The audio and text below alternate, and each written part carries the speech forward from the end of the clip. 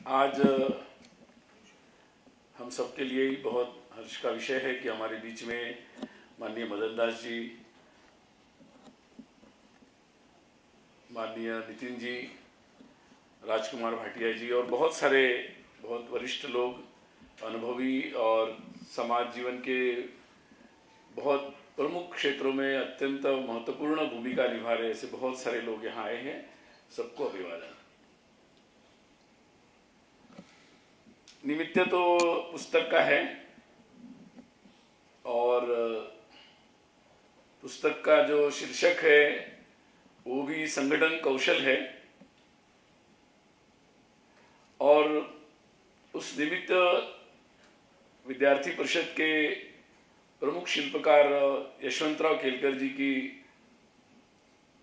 स्मृतियों को स्मरण करने का है। स्वाभाविक रूप से आज सार्वजनिक जीवन में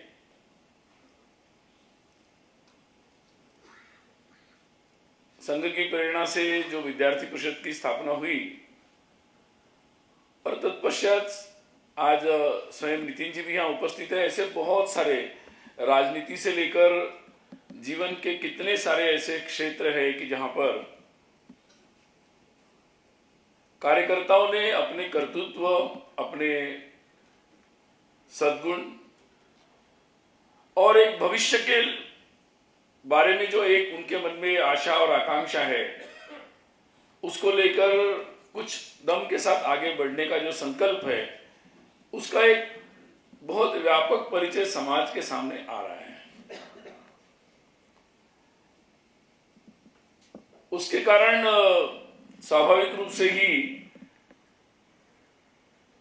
ऐसे कार्यकर्ता कहां बनते हैं, उनके ये स्वभाव कहां बनते हैं, कैसे बनते हैं, वो फैक्ट्री कौन सी है और कहां है, किसने शुरू की, कैसे शुरू हुई, कैसे चलती है, इसके बारे में भी बहुत सारी उत्सुकता समाज में केवल विचारशील लोगों के बीच में नहीं, सामान्य लोगों के बीच में भी है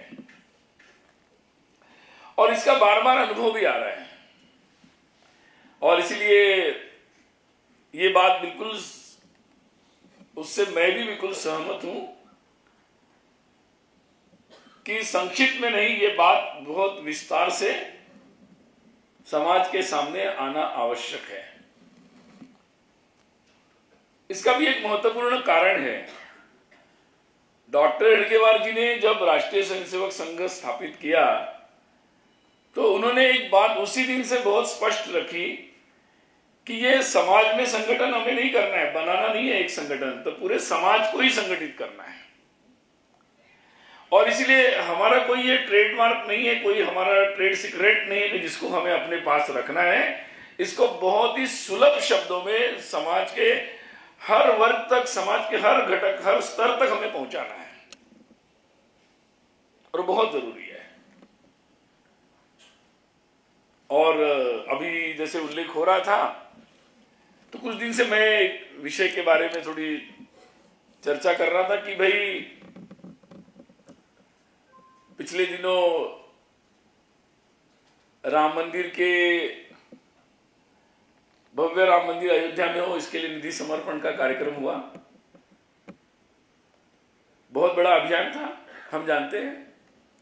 मेरे मन में उसी दिन से चल रहा था कि ये तो थोड़ा सा इसके बारे में कुछ और सोचना चाहिए, क्योंकि ये आजकल की भाषा में बहुत बड़ा ऑफलाइन फिजिकल ग्राउंड लेवल पर किया गया क्राउड फंडिंग है।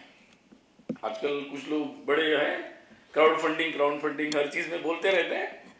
मैंने कहा कि ये तो बिल्कुल ग्राउंड लेवल पर बहुत ही कम समय में बहुत साइलेंटली किया हुआ दुनिया का सबसे बड़ा क्राउड फंडिंग है, सबसे बड़ा क्राउड फंडिंग है। और मैंने कुछ आईआईएम डायरेक्टर से बात की, क्योंकि मैं बहुत दिन से पढ़ते रहता हूं और मैंने एक बार स्टैटिस्टिक भी देखा कि हमारी जो देश में मैनेजमेंट स्कूल्स है, आईआईएम से लेकर सारे मैनेजमेंट स्कूल्स, वो अपनी केस स्टडीज के लिए हार्वर्ड और केनेडी जो मतलब मैनेजमेंट स्कूल्स है, उनसे कुछ करोड़ रुपयों का बजट है जो भारत से केवल इसी केस स्टडी के लिए खर्च होता है। करोड़ नहीं करोड़ों रुपयों का बजट है, केवल इसी के लिए जाता है। और मैंने कहानियां पढ़ी, केस स्टडी क्या होता है, ये कहानियां तो हम रोज हमारे संगठन जीवन में घटित होती है। तो मैंने उनसे कहा कि जरा इसके बारे में डिटेल्स लो। अभी तो बहुत सारे डिटेल्स उसके बनाए हैं कि ये ऑर्गेनाइजेशन की दृष्टि से क्या है, ये बैंकिंग की दृष्टि से इसका क्या फंडा है। तो मुझे लगता है कि ये बात बिल्कुल सही है। आज के समय में ये बात पर विचार करना और ये बात समाज के सब लोगों तक पहुंचना, क्योंकि पूरा समाज ही संगठित होना है, सारा समाज संगठित होना है। हर एक को, हर गली मोहल्ले में, हर छोटे छोटे संगठन समूह, जितने भी समाज की सारी व्यवस्था है, उसको एक व्यवस्थित रूप से चलना है, स्वयं के बल पर चलना है, अपने आप चलना है और लंबे समय तक चलना है। किसी के खिलाफ नहीं चलना है, स्वयं को अच्छा करने के लिए चलना है, पॉजिटिव तरीके से चलना है। और इसलिए ये जो सूत्र जो हमको मिला, तो ये भाग्य देश के सब लोगों को मिलना चाहिए। जो एक सुंदर सा, हम जैसे कह रहे थे कि मतलब हम तो बहुत सामान्य लोग, लेकिन हम लोगों को भी अगर ऐसा सानिध्य मिलता है और ऐसा कुछ करने का अवसर मिलता है, तो हमें भी इतना परिवर्तन आ सकता है।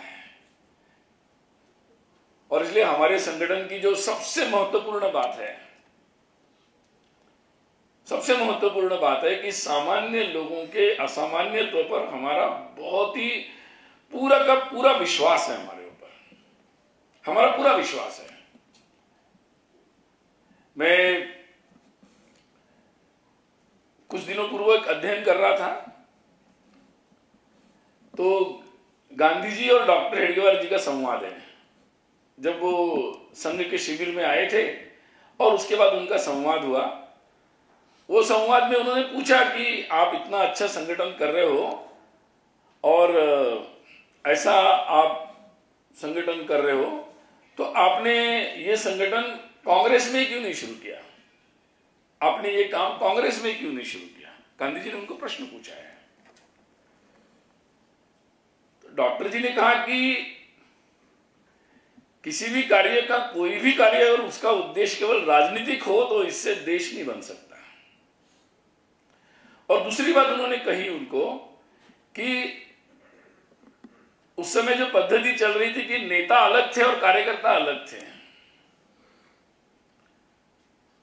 कार्यकर्ताओं का, वॉलेंटियर्स जिसको उन दिनों कहते थे, उनका काम केवल उनके आगे पीछे घूमना था। उनका इससे देश नहीं बनेगा। मैं उन सब सामान्य लोगों के अंदर जो शक्ति है उसको जोड़ना चाहता हूं और ये अंतर को समाप्त करना चाहता हूं।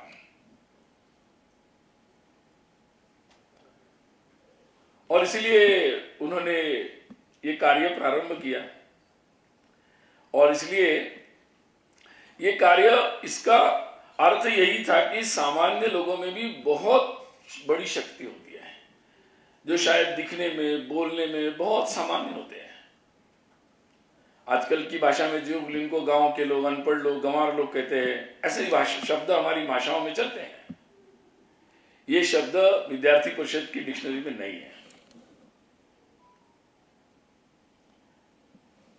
हम लोग भी इस विश्वास से ही, और समाज में ये बात बहुत महत्वपूर्ण है, इस विश्वास के साथ ही पूरा समाज पूरी ऊर्जा के साथ इकट्ठा आ सकता है, सामने जा सकता है।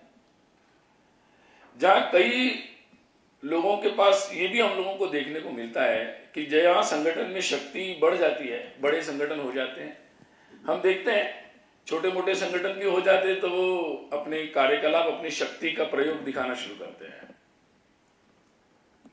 और विपरीत प्रयोग भी करते रहते हैं अपनी शक्तियों का। दुनिया में भी दिखता है हम लोगों को। और इसलिए समाज को संगठित भी होना है और संगठन से जो शक्ति बनेगी उसका सदुपयोग भी करना है।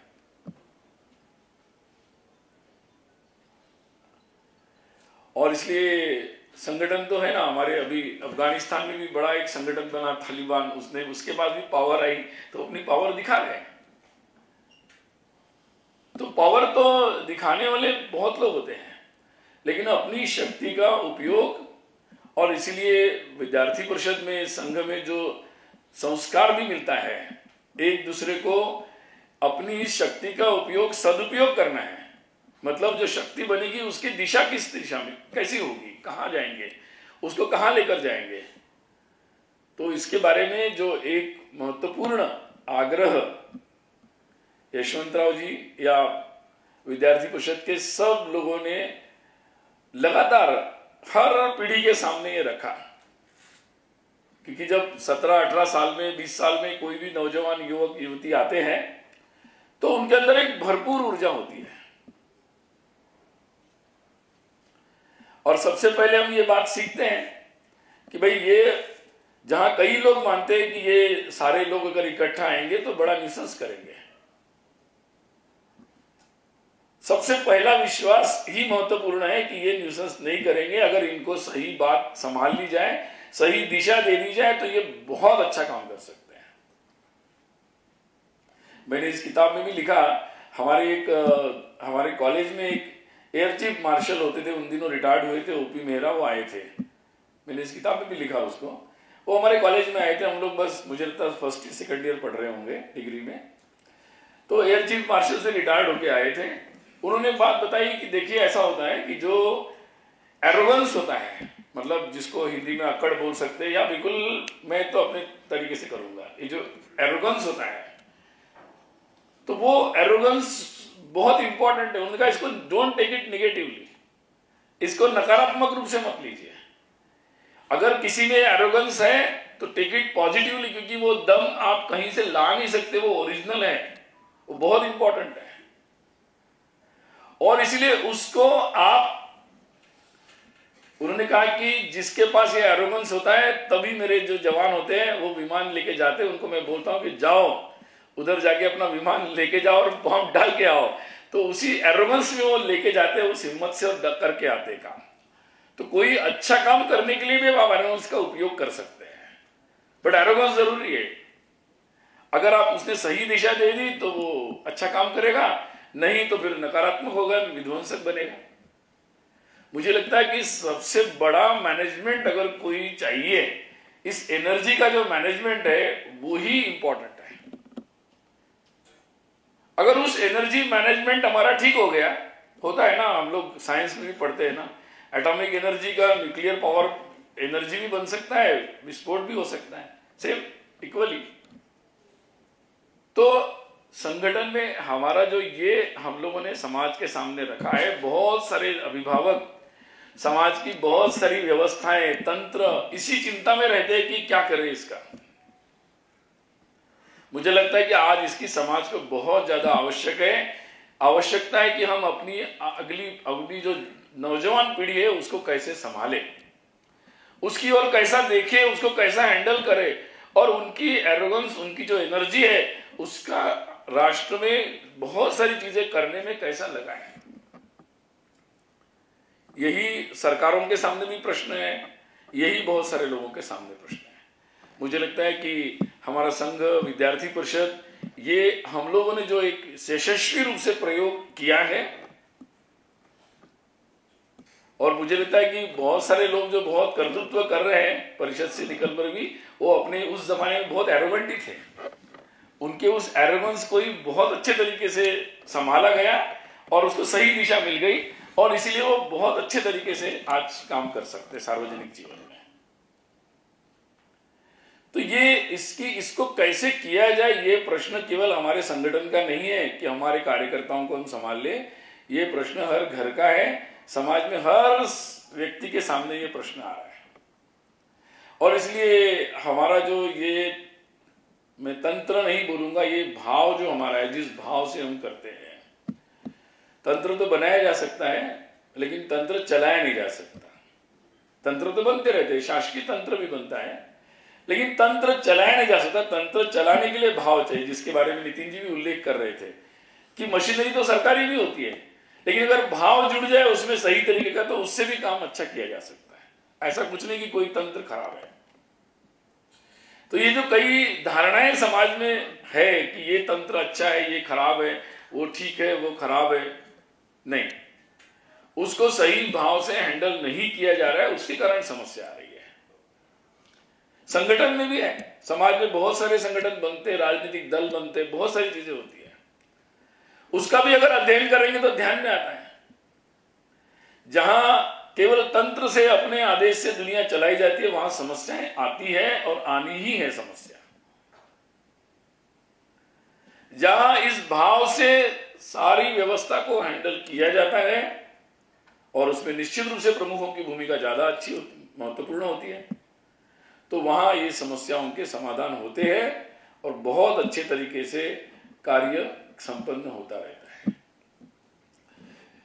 यशवंतराव केलकर जी बहुत ठंडे दिमाग से, क्योंकि उनको पता था, शायद डॉक्टर जी को भी पता था कि उनके समय में ये काम पूरा नहीं होगा, क्योंकि ये बहुत ठंडे दिमाग से करने का काम है, एक पीढ़ी का भी नहीं है, कई पीढ़ियों का काम है, और ये केवल एक किसी व्यक्ति से नहीं होने वाला है। तो ये एक प्रक्रिया बननी पड़ेगी, समाज में एक प्रोसेस बननी पड़ेगी, एक टीम वर्क बनना पड़ेगा, और वो जो बनेगा वो मॉडल समाज को समर्पित करना पड़ेगा। मुझे लगता है कि मैं जब देखता हूं तो आज विद्यार्थी परिषद ने इस पीढ़ी, इस युवावस्था के लोगों को कैसे संभाला जाता है और कैसे उससे ऐसे नौजवान लोगों को बनाया जाता है, इसका एक बहुत बड़ा टेस्टेड मॉडल जिसको बोलते हैं, मतलब जिसकी बहुत बड़ा परीक्षण हो चुका है। आजकल कोरोना चल रहा है, क्लिनिकल टेस्ट वगैरह करते हैं, बहुत कुछ चलता रहता है, तो ये बहुत ही टेस्टेड है, मतलब बहुत सारी टेस्ट हो चुकी है इसकी। तो ये ऐसा मॉडल है, और मुझे लगता है कि आज अगले कुछ वर्ष में एक विद्यार्थी परिषद के भी 75 वर्ष होने जा रहे हैं, क्योंकि जब देश को आजादी मिली थी बस उसी समय विद्यार्थी परिषद का गठन हुआ था। और ये बात भी केवल संयोग की नहीं है कि भाई किस वर्ष में कोई संगठन स्थापित हो गया, तो ये एक चुनौती को स्वीकार करने का समय था कि भाई देश आजाद हो गया, अब देश को आगे कैसे ले जाना है, हमारे देश के युवाओं को कैसे जोड़ना है, उनकी ऊर्जा को कैसे सृजनात्मक तरीके से आगे बढ़ाना है। ये चुनौती थी, एक जिम्मेदारी थी। तो इसलिए महज संयोग नहीं था उस समय विद्यार्थी परिषद का बनना। स्वाभाविक रूप से संघ के संयोजकों ने इस जिम्मेदारी को लिया और उन्हें उस जिम्मेदारी को निभाते निभाते आज यहां तक इस बात को लेकर आ गए। ये केवल यशवंतराव जी के जीवन काल में संपन्न नहीं हो पाया, पूरा संभव भी नहीं था, लेकिन एक जरूर हो गया कि उसकी एक प्रक्रिया बन गई। और अगर मैं इसको इस तरीके से समझूं तो आने वाले समय में ये प्रक्रिया और बढ़ती चली जाएगी, क्योंकि जब संगठन प्रारंभ हुआ तो मुंबई में, दिल्ली में और कुछ जगहों पर अपनी इकाइयां थी, लेकिन समय के साथ बढ़ते बढ़ते आज हजारों स्थानों पर ये काम चल रहा है। अभी तिरंगा लगाया 15 अगस्त को, स्वाधीनता के 75 वर्ष हो रहे अमृत महोत्सव, तो परिषद ने 1 लाख स्थानों पर तिरंगा लगाया। तो ये सिंबॉलिक, तो ये इसी धारा को अगर ऐसे ही चलती रही तो निश्चित रूप से देश का कोई युवा नहीं बचेगा, आने वाली कोई पीढ़ी का कोई व्यक्ति पीछे नहीं छूटेगा। हर एक को वही अच्छे संभालने वाले, आगे बढ़ाने वाले, प्रोत्साहन देने वाले, और कैसा काम करना, केवल आप अच्छे हो, बहुत अच्छे रहो नहीं, तो आप स्वयं आगे जाकर कैसा तंत्र चला सकते हो, कैसा काम कर सकते हो, हर क्षेत्र में जाकर नेतृत्व कैसा दे सकते हो, ये काम आज इस धारा तक पहुंचा है। और मुझे लगता है कि ये आश्वस्त करता है पूरे समाज को। इसको जितना लोग देख रहे, समझ रहे, वो आश्वस्त हो रहे हैं कि भाई निश्चित रूप से अगर हमारे समाज में इस तरीके का कोई बात चल रही है तो निश्चित रूप से भविष्य के बारे में चिंतित होने की जरूरत नहीं, चिंता जरूर करनी चाहिए कि इस प्रकार का कार्य हमारे आसपास भी प्रारंभ हो जाए। आज स्वाधीनता के आंदोलन को जब हम लोग देखते हैं तो ये ध्यान में आ रहा है कि ये पूरा कार्य देशव्यापी था। देश के हर कोने में था, हर जगह था। मतलब मैं दक्षिण में गया तो वहां उन्होंने अपने आंदोलन को नाम दिया, डिक्लेरेशन किया, नाम दिया जम्बूद्वीप डिक्लेरेशन। तो उनका भाव स्व का था। अभी अभी सूचना मिली कि नागालैंड और मणिपुर के लोग भी अंडमान जेल में अंग्रेजों से लड़ते हुए गए थे, उसकी सूचियां मिली है। तो बहुत सारे जो निरर्थक बातें प्रसारित हो रही थी कि पता नहीं लोगों के अंदर पूरे देश में ये स्व का भाव था कि नहीं, पूरा देश लड़ रहा था कि नहीं लड़ रहा था, या कुछ ही लोग लड़ रहे थे, नहीं। तो ये बात स्थापित हो रही है। ये बात का उल्लेख मैं इसलिए कर रहा हूं कि जब आजादी का अमृत महोत्सव आ रहा है तो हमें देश के इस भाव का पूरी तरह पता लगाना है, क्योंकि ये भाव का पता लगना इतना आवश्यक है कि इससे जो एक आत्मविश्वास लोगों के अंदर आएगा वो बहुत बड़ा काम करेगा। और इसलिए जब ये भाव लोगों को मिलेगा, हमारे संगठन जैसी व्यवस्थाएं लोगों को उपलब्ध होगी, तो मुझे लगता है कि हम लोग बहुत जो अपेक्षित परिवर्तन है वो उस दिशा में बहुत गति से आगे बढ़ सकते हैं। एक बात छोटी सी और ध्यान में आती है कि समाज में बहुत सारे ऐसी विकराल समस्याएं हैं, लेकिन दूसरी तरफ ये भी बहुत देखने को मिल रहा है कि बहुत सारे नौजवान बहुत अच्छा काम करने के लिए आगे आ रहे हैं। और कभी कभी मैं सोचता हूं कि जो ये अभी जो पीढ़ी चल रही है उस पीढ़ी की समझ तो बहुत ज्यादा है, क्योंकि शायद उनको पूरी दुनिया का एक्सपोजर मिला है, पूरी दुनिया को कंपैरेटिव तरीके से वो देख पा रहे हैं। इसलिए उनको केवल अपने यहां का मालूम नहीं, उनको दुनिया में कहां क्या हो रहा है ये भी पता है। और इसलिए एक फेज में जो बहुत एक ऐसा आकर्षण था, मतलब झूठा आकर्षण था, वो अभी सेटल डाउन हुआ है। बहुत ही प्रैक्टिकल सोचने वाले लोग हैं और इसलिए उस पीढ़ी का आत्मविश्वास भी बहुत ज्यादा है, शक्ति भी अपार है। इसलिए आज मुझे लगता है कि समाज में ऐसे सबसे ज्यादा आज आवश्यक है कि समाज के हर व्यक्ति को ये जिम्मेदारी लेनी चाहिए, केवल अपने घर के बच्चों को संभालने की नहीं, हम जहां रहते, जिस परिसर में रहते, जहां भी बैठे हैं, हर एक के पास, जिसके पास जितनी भी क्षमता होगी, हमारे नौजवान पीढ़ी को अच्छी बात बताना। दो आप अच्छी बात भी बताते तो आप बहुत अच्छा काम कर रहे हैं। आप उनको दो अच्छी बात करने के लिए मदद करते, सहयोग करते, आप और ज्यादा अच्छी बात कर रहे हैं। आप उनके चार लोगों को मिलाकर कुछ करने के लिए और प्रोत्साहित करते तो और अच्छा काम कर रहे हैं। तो मुझे लगता है कि ये काम कोई केवल किसी को अब ये एक संगठन के तंत्र के भरोसे बैठने से नहीं होगा। अब ये तंत्र का जो मॉडल है वो सबके सामने ओपन है और इसलिए इसको समझकर अपने अपने स्तर पर हर एक को इसमें अपना नेतृत्व करने की आवश्यकता है। तो हम बहुत ज्यादा गति से बहुत अच्छा काम जल्दी से कर पाएंगे। और इसलिए जैसा ये आज जो विषय हम लोग अनुभव कर रहे हैं, इसलिए मैंने एक बात कहना चाहता हूं कि ये केवल हमारी पुरानी स्मृतियों को जागृत करने का लिए ये पुस्तक नहीं है, या केवल उसके लिए कार्यक्रम नहीं होना चाहिए। तो उनके आधार पर हम समाज में जाकर समाज में आने वाले समय में इसको और कैसे इस तरीके से हम हर जगह हर कोने पर ऐसे संभालने वाले लोग कैसे खड़े हो सकते हैं।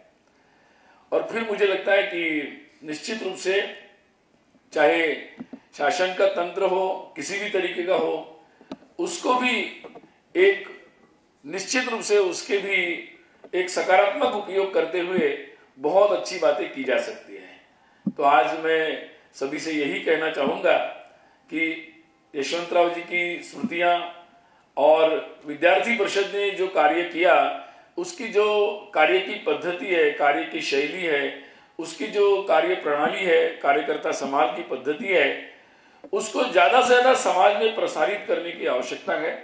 हर तरीके से उसको हर तरीके से प्रसारित करने की आवश्यकता है। इस काम को हम सब मिलकर आगे ले जाएंगे।